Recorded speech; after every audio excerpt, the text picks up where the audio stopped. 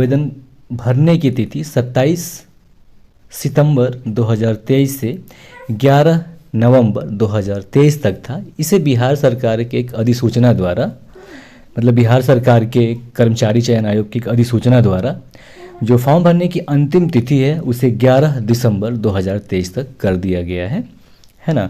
और जैसा कि अगर हम इसमें बात करें योग्यता, तो योग्यता आपको 12th पास होना कंपलसरी है और सभी स्ट्रीम वालों के लिए इसमें जॉब है। आप साइंस से हैं, आर्ट्स से हैं, या मतलब 12th किसी भी स्ट्रीम से हैं, आपके लिए फ़ायदेमंद है ये। इसके साथ साथ आपको कंप्यूटर की डिग्री एसेंशियल योग्यता मांगा है, मतलब आपको कंप्यूटर की डिग्री और टाइपिंग का जानकारी आपको होना ही चाहिए, है ना। और जैसा कि पहले बताया कि कंप्यूटर डिप्लोमा या टाइपिंग का आपको ज्ञान आवश्यक है इसमें। उम्र सीमा की बात कर लें तो 18 से 42 वर्ष के बीच जो लोग हैं वो इसमें फॉर्म भर सकते हैं। तो चूँकि ये 12th वालों का है तो 18 से 20-25 ज़्यादा सही रहेगा। और तो उम्र सीमा का जैसे आपको बताया कि 18 से 42 वर्ग है, तो जो न्यूनतम आयु सीमा है वो 18 वर्ष है और जो अधिकतम आयु सीमा है वो 42 वर्ष है। अब बात कर लें कि जो अनारक्षित वर्ग हैं पुरुष के, वो 37 साल की उम्र तक, यानी कि जो जनरल कैटेगरी में आते हैं वो 37 साल की उम्र तक हैं, वो इसमें दे सकते हैं।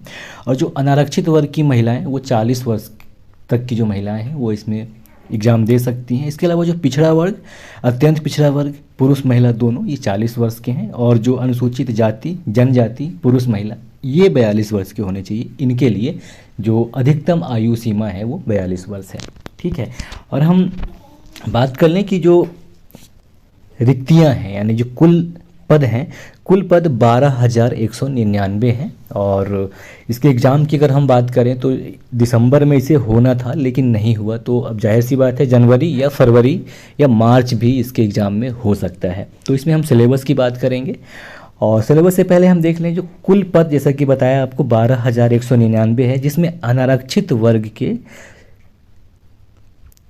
अभ्यर्थियों के लिए 5,064 सीट हैं। जबकि जो इकोनॉमिक वेकर सेक्शन से आते हैं, यानी कि जो आर्थिक रूप से कमज़ोर वर्ग हैं, उनके लिए 1,090 सीट है। जबकि जो पिछड़ा वर्ग के लोग हैं उनके लिए 1249 सीट है और अत्यंत पिछड़ा वर्ग क्लास के लिए 1884 सीट है। जबकि अनुसूचित जाति के लिए 1,367 यानी कि 1,367 रिक्तियां हैं और अनुसूचित जनजाति के लिए सीटों की संख्या 76 है। और जो पिछड़े वर्ग की महिलाएं हैं उनके लिए 368 सीट आरक्षित है।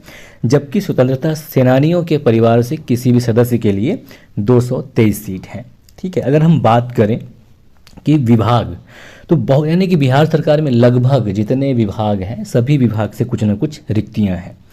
इसमें देख लें हम तो पथ निर्माण विभाग शामिल है, मद्य निषेध उत्पाद एवं निबंधन विभाग शामिल है, गृह विभाग जिसमें आरक्षी शाखा शामिल है और गृह विभाग का ही विधि विज्ञान प्रयोगशाला विभाग भी शामिल है। इसके अलावा श्रम संसाधन विभाग है, अल्पसंख्यक कल्याण विभाग है, पर्यावरण वन एवं जलवायु परिवर्तन विभाग शामिल है, निदेशालय नियोजन एवं प्रशिक्षण विभाग शामिल है, स्वास्थ्य विभाग शामिल है, मंत्रिमंडल सचिवालय, नागरिक सुरक्षा महानिदेशालय, राजस्व एवं भूमि सुधार विभाग, पंचायती राज विभाग, खान एवं भूतल विभाग शामिल हैं। इसके अलावा सहकारिता विभाग, पशु एवं मत्स्य संसाधन विभाग, नगर विकास एवं आवास विभाग शामिल है। तो देखा जाए तो जितने भी मतलब बिहार सरकार के अधीन जो विभाग हैं जो उसमें रिक्तियाँ हैं और उन्हीं को भरने के लिए इसे जारी किया गया है। तो जैसा कि पहले बताया 11 दिसंबर 2023 इसको भरने का लास्ट डेट है। और अगर हम फीस की बात कर लें, जो एग्ज़ाम फॉर्म भरने की फ़ीस है, तो जो सामान्य वर्ग, पिछड़ा वर्ग और अत्यंत पिछड़ा वर्ग के जो पुरुष अभ्यर्थी हैं उनके लिए 540 रुपये लग रहा है। जबकि अनुसूचित जाति, जनजाति जो कि बिहार के स्थायी निवासी हैं उनके लिए 135 रुपये लग रहा है। जबकि सभी श्रेणी के जो दिव्यांग व्यक्ति हैं उनके लिए 135 रुपये लग रहा है। और जितने भी महिलाएं हैं सभी श्रेणी की, लेकिन जो बिहार की हैं उनके लिए मात्र 135 रुपये लग रहा है। और जो बिहार राज्य के बाहर के जो भी कैंडिडेट हैं, चाहे वो पुरुष हों या महिला, उनके लिए जो एग्ज़ाम भरने का फ़ीस है वो 540 रुपये लग रहा है। और एक चीज़ ध्यान देना है कि अगर आप फॉर्म भरने के बाद आप चाहें कि हम नहीं दें तो अलग चीज़ है, लेकिन ये पैसे रिफ़ंड नहीं होंगे। बहरहाल अब एग्ज़ाम डेट लगभग जनवरी के बाद ही संभव है कि जनवरी फरवरी मार्च तक इसके पेपर हो सकते हैं। फॉर्म भरने के बाद ही डिसाइड करेगा ये बिहार राज्य का कर्मचारी चयन आयोग विभाग, है ना। अब सिलेबस की बात कर लें तो इसका जो सिलेबस जो पेपर होना है ये 2 चरण में होंगे, प्रारंभिक परीक्षा होगा और मुख्य परीक्षा होगा। तो प्रारंभिक परीक्षा के बाद मुख्य परीक्षा आयोजित होगा, उसके लिए अलग से विज्ञापन निकाला जाएगा, है ना। तो जैसा कि बताया कि प्रारंभिक परीक्षा और मुख्य परीक्षा होगा। इसके अलावा जो परीक्षा होगा प्रारंभिक परीक्षा वो वस्तुनिष्ठ प्रकार का होगा, जिसमें 150 प्रश्न रहेंगे और प्रत्येक सही जवाब का आपको 4 अंक मिलेगा और प्रत्येक गलत जवाब के लिए 1 अंक काटे जाएंगे, यानी कि 1/4 अंक काट लिए जाएंगे। तो 4 नंबर का 1 प्रश्न और 150 प्रश्न रहेंगे। अब हम बात करें जो प्रारंभिक परीक्षा है उसका जो सिलेबस है उसकी अगर हम बात करें तो इसमें समान ज्ञान का पेपर होगा, है ना, जिसमें जो सिलेबस है समान अध्ययन है। उसके अलावा समान विज्ञान और गणित के सवाल रहेंगे और मानसिक क्षमता जांच वाले प्रश्न रहेंगे। तो ये जो प्रश्न हैं वस्तुनिष्ठ और बहुविकल्पी प्रकार के होंगे, है ना। और प्रारंभिक परीक्षा के सिलेबस की बात करें जिसमें शामिल है समान अध्ययन, समान विज्ञान और गणित, मानसिक क्षमता जांच। तो जो समान अध्ययन है इसमें क्या है कि इसमें ऐसा प्रश्न होगा जो एक 12th यानी कि 12वीं पास व्यक्ति से उम्मीद किया जा सकता है कि वो अपने आसपास का, देश विदेश का, अपने पड़ोस का, पड़ोसी राज्य का और अपने राज्य के संसाधनों के बारे में जानकारी रखे। तो इस टाइप से प्रश्न होंगे। और इसमें क्या है कि बिहार, भारत और उसके पड़ोसी देशों के संबंध में भी विशेष रूप से प्रश्न पूछे जा सकते हैं। चूँकि अभी वर्ल्ड कप चल रहा है और चुनाव का भी माहौल है, बहुत सारा चीज़ है, और गाजा में भी हमला हुआ, इसराइल के द्वारा किया गया, तो अंतर्राष्ट्रीय परिदृश्य के भी कुछ घटनाएं से संबंधित प्रश्न इसमें पूछे जा सकते हैं। इसके अलावा समसामयिक विषय पर सवाल रहेंगे समान अध्ययन के तहत, जिसमें वैज्ञानिक प्रगति, राष्ट्रीय अंतर्राष्ट्रीय पुरस्कार, भारतीय भाषाएं, पुस्तक 2022 में 23 में लॉन्च हुई और जिन्होंने पुरस्कार जीता उससे सवाल पूछे जाएंगे। इसके अलावा राजधानी, देशों की राजधानी के बारे में सवाल पूछे जाएंगे या राज्य की राजधानी पूछा जा सकता है, मुद्रा और खेल खिलाड़ी और महत्वपूर्ण घटनाओं पर आधारित भी सवाल पूछे जाएंगे।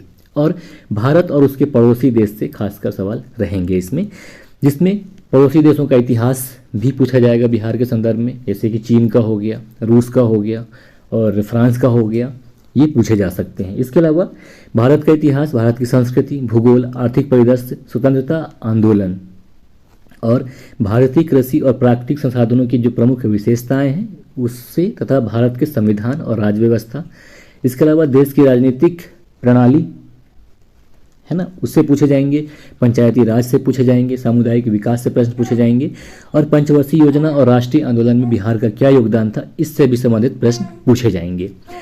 और जो खंड ख है, जो सामान्य विज्ञान और गणित की अगर हम बात करें तो इसमें जो मैट्रिक स्तर के प्रश्न पूछे जाएंगे, ठीक है, जिसमें गणित से संख्या पद्धति से संबंधित प्रश्न रहेंगे, पूर्ण संख्याओं का अभिकलन रहेगा, दशमलव और भिन्न रहेंगे और संख्याओं के बीच जो संबंध होते हैं वो रहेंगे और मूलभूत अंकगणितीय संक्रियाएं रहेंगी, साथ ही साथ अनुपात, प्रतिशत और समानुपात रहेंगे, ब्याज रहेगा जिसमें साधारण, औसत, ये सभी शामिल रहेंगे, लाभ और हानि के सवाल रहेंगे मैथ से।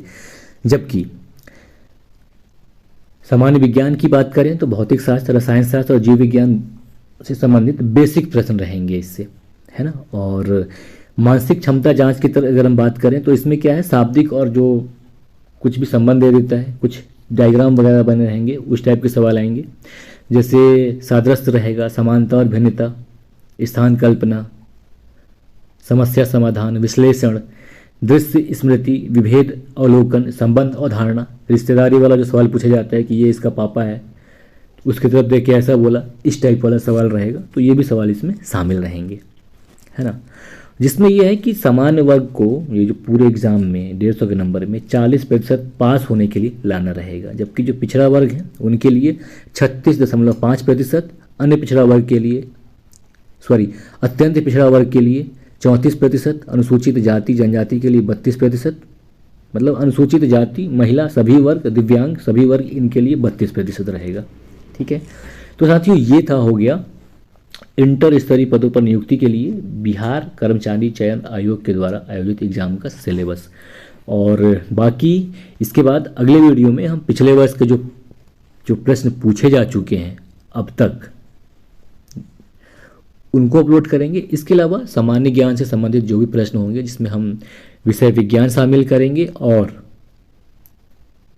सामान्य अध्ययन के प्रश्न को शामिल करेंगे, जिसमें स्पेशली भारत के पड़ोसी देश का इतिहास, भारत का इतिहास और भारतीय संविधान को, और भारत और बिहार के भूगोल को हम शामिल करेंगे आने वाले वीडियो में। तो तब तक के लिए नमस्कार, जय हिंद, जय भारत।